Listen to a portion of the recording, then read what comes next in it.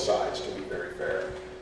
Was it, people look at the numbers and say it wasn't 50-60, whatever. Right. Was it the most satisfying of the year, or right up there? I don't know about most satisfying. I mean, the goal is to win every game every week, right? Try to go 1-0. And so how the game plays out is always interesting to me because, games, you have plans going into games and they have plans. And so you got to adjust accordingly through the course of the game. And so that game played out like it played out. It was pretty evident from the beginning that we were pushing them around up front. I mean, we were getting 8 to 10 yards a carry, and their safeties, which typically play pretty aggressive, were really hanging back. And so the structure of their defense, I don't think they thought we would be patient and run the ball. But when you're getting 8 to 10 a clip, it's not that we didn't throw it. We threw it, 36 times or whatever. But I mean, there was probably 5 or 6 plays out there that could have got us, like, we missed a couple deep balls and stuff like that, which we've been hitting. So, but I do give credit to those guys. I give credit to their defense. I think their defense is very talented. Their D-line's very talented. But I just felt the flow of the game tilting to us up front and our running backs. And so, it was just what we did to win the game. We asked Mario about this on Saturday, but I guess how nice of a moment was it that not only was Mark Fletcher able to play, yeah, he was able to get the first one. Yeah, that was big. I mean, we all know what he's going through. If you've ever lost a parent, which I'm sure there's people in here that have. I lost my mom 3 years ago, so I mean, I know exactly what he's going through, and so it's not easy, and it doesn't get any easier, to be quite honest, So time goes on, but it still hits you, and it is what it is. And for him to play on Saturday and to play like he played, wow, it's pretty special. What were some of your conversations with him after you found out, just leading into game day? Well, what were you able to do to try to? What did I tell him? Anything? Yeah. I mean, look, I basically just told him I don't have the words. I love him and I don't have the words, and we're here for you. I mean, what else? I don't know what else you tell a kid. It's words cheapen those moments because nobody has the words. It's just part of life, and part of life that people don't equip you for, and so it's rough. In that situation, is it his decision to play? Like, how do you handle that as a coaching staff? I didn't really talk about. I mean, that was conversations with him and coach, I think, but I don't think there was ever a question in Mark's mind that what was going to happen. I think he knew that that's what his dad would have wanted, and so, Play like Texas in your back pocket. Yeah. How nice, I mean, I guess, what's the trick to knowing exactly when to pull it at the right time? Where it is on the field is big, and where it is on the hash.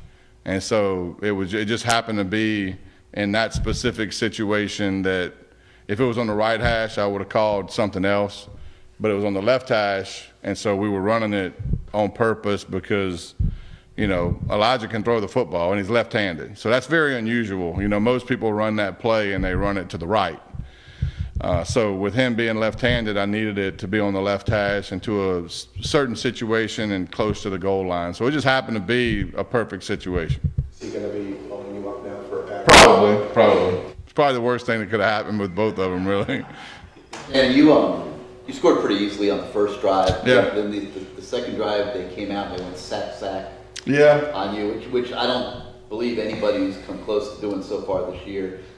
What went through your head at that moment? And it seemed like you switched. What happened was this. So the first drive, obviously, we had a lot of success, scored. The second drive, on the second play, we checked. Cam checked to a different play, and the running back had to move over because of the check, and he missed the ID point. And so, they brought some pressure, and we weren't communicated properly from up front to running back because Mark had to move. Just one of those things that happened. So the sack really was more on communication than like somebody getting beat.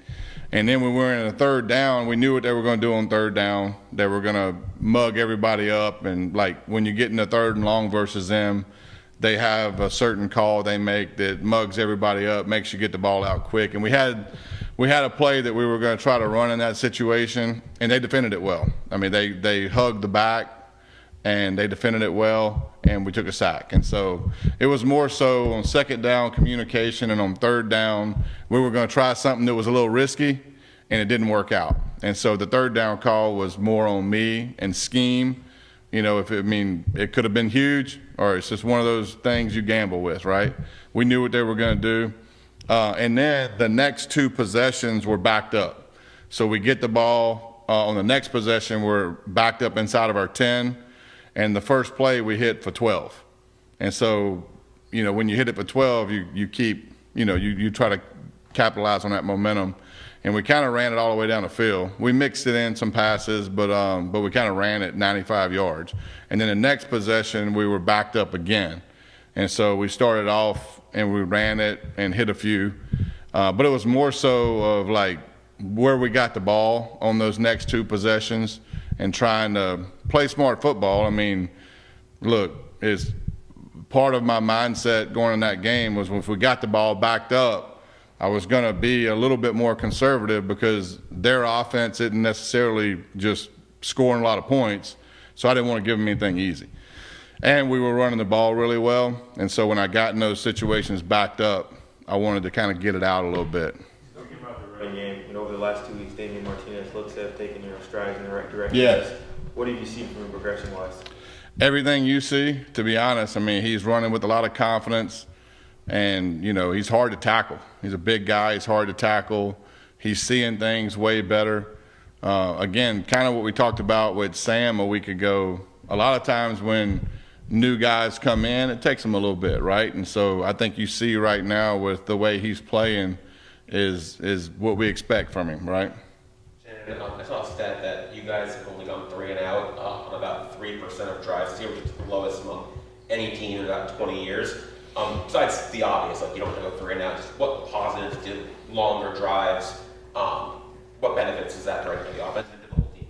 I mean, I think that, I've never really obsessed about time of possession. I really haven't, because I do think that at times that's kind of a useless stat, because if you're scoring quick, you're not going to be out there, and that still counts as a touchdown, right? But I do think that there's benefits of having the defense off the field and kind of wearing down their defense a little bit, if we can get them running sideline to sideline and tackle us. So it's more about first downs, in my opinion, like getting first downs.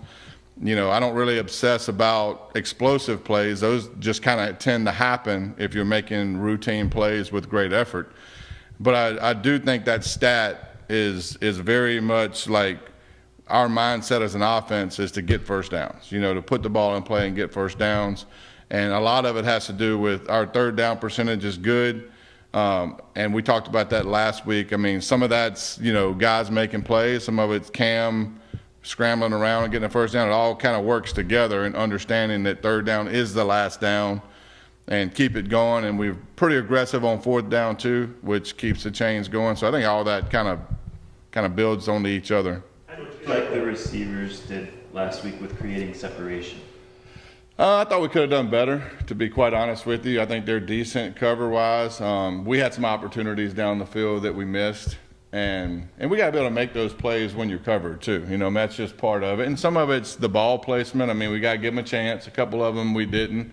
But, when people are playing tight coverage on you, the thing about tight coverage is, vertical slants and stuff like that, and we caught 3 or 4 slant routes, which you make the next guy miss. That's a big one. So, but yeah, I do see what you see. I think that I don't know about the separation part as much as, hey man, like people call it a 50-50 ball. I'm not so sure it's a 50-50 ball. It might be, percentages might be a little bit more tilted than that, but we need to make plays with people on us, and we do. We just didn't last week, but we will. Georgia Tech was run heavy against Duke, and it worked for them. Yeah. SMU was super run heavy against Duke, and it went well. Is there something about that defense that just makes you think that's got to be I know you always want the balance. Yeah. But you're gonna do what works too. Right. Is this a defense that says you have to run it down Mr. Peters? I don't think so. I think that, we'll see how the game plays out. But ultimately, they're very, like, you look at them defensively, statistically, they're top in the nation in a lot of categories. They're really good on third down. They're really good in tackles for loss. They're really good in sacks. And so the blitz packages they have and the way they move people around is kind of unique. But I do think we're good at protecting, and we're good at getting the ball out quick. And obviously we want to do both very well. And I'm not going to ever go into a game, and I didn't in this game. I mean, if you look at the way the numbers laid down, I mean, we still threw it 36 times in a game that at the end we kind of wasn't even trying to throw it, right?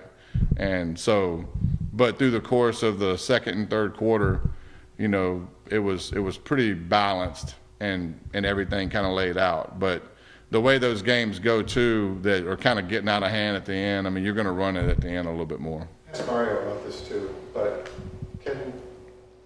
what is the secret sauce of Alex Mirabal? I don't know. That's a good question. He's unique and he's awesome at his job. He sees the game in a different way, honestly, up front than anybody I've been around. And just the way that, honestly, the way he gets those five guys to be orchestrated together and to be targeted together and to strain their mentality, it's just, it all kind of goes together. And he just does an unbelievable job with that group. And he really does. I mean, he's elite at what he does. He's by far the best I've been around. But I couldn't answer that honestly. I don't know. I know that he's got an unbelievable mind for how blocking schemes work against certain fronts and movements and stuff like that. And so it's a unique deal. I think the last 2 weeks, Cam has not turned the ball over Yeah. at all. Coming out of the bye, do you think there's been an effort with that from him, or that's just the way it's kind of worked out? No, I think there's been an effort. I mean, we talk about it. I mean, there's situations that you need to be conservative, right? And so I'm never going to take that part of his game away. Never. Like, that's who he is. I want him to be who he is, right? But all of us can kind of cut the edges off at times, right? Of the stuff that's kind of, that could hold you back. And so that's my job as a coach, is to help him get better at his craft. And so, I do stress to him that, hey, there are specific times where, throwing the ball away and playing 2nd and 10 is not the worst thing in the world. And I think you saw that Saturday. There was 3 or 4 times where, and honestly, there was probably 3 of those times where they got somebody loose, where we had a guy wide open down the field. Some of that stuff don't get factored into some of the things we were talking about earlier. And he extended the play, but when the guy got close enough to him, he threw it away, which is what I really want to see. Like, I like him extending plays, but I do think that there is a time that, hey, that guy gets so close to you, let's live to play the next play, right? And so he's done an unbelievable job at that the last 2 games. He's really done a good job of when that guy gets really close to him, he'll throw it away, and we'll be 2nd and 10, not 2nd and 19, right? We'll do a few more. Manny Diaz has had success with blitz packages everywhere he's Yeah. been. What is it that he does that makes it unique and successful? I mean, they're all over the place. They come from all over, and I think that he does a decent job of breaking down your protections and trying to get you to do something you don't want to do, and bringing it from other angles and all the, stuff that those blitz packages do. And so, a lot of it has to do with, in those certain situations too, certain teams, you know what they're going to do. At this point in the year, you kind of have everybody's are who they are, right? And so, but they do a good job of breaking you down, and they bring pressure, and they cover you well. Really, they do a decent job of covering you. And so their third down defense is probably the best one we've seen this year, to be quite honest with you. Kind of an oddball one. But do you have a preference? I mean, you can't control it, but do you have a preference about noon games versus 7, 8, midnight in California? Well, Yeah. Well, the one in California, I have a preference. I'd rather not play at midnight, you know. And so, but I'm torn, really. I love night games. I mean, that atmosphere was awesome, was elite.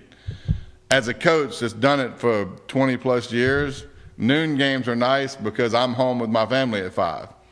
And so, you know, you kind of go back and forth with that as a coach. You like noon games are really nice because you're done and you can enjoy the rest of the day that we don't get a lot, right? And so my daughter turned 10 yesterday, so I'll be able to like have a normal family like cake and hang out, you know, at the end of the game. But those night atmospheres are, I mean, they're unbelievable. I mean, look, you can't. Those are unbelievable. You're making her wait for cake till Saturday? No, we went to Whip and Dip yesterday. So when I got done work yesterday, she wanted to go to Whip and Dip. So we went to Whip and Dip, got ice cream, and obviously that's you know, ice cream at Whip and Dip is pretty special, right? Sponsorship. Yeah. It's a good place. As an extension of what I asked you a minute ago, do you look back, and you may not, I guess you might not want to answer this, but do you look back at tape from when he was here? I mean, obviously there's mountains of defensive tape from that era. I look back at a lot. You know, I've played when I was at West Virginia. He was at Texas, and so there's a little bit of background. And so yeah, I do look back at games in the past. But people evolve. You know, I mean, I've evolved offensively, and he's definitely evolved defensively. So I mean, I do look back, but I don't obsess about those as much as this year.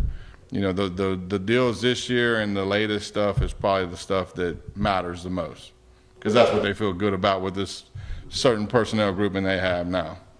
Awesome. Thanks, Coach. Appreciate it, guys.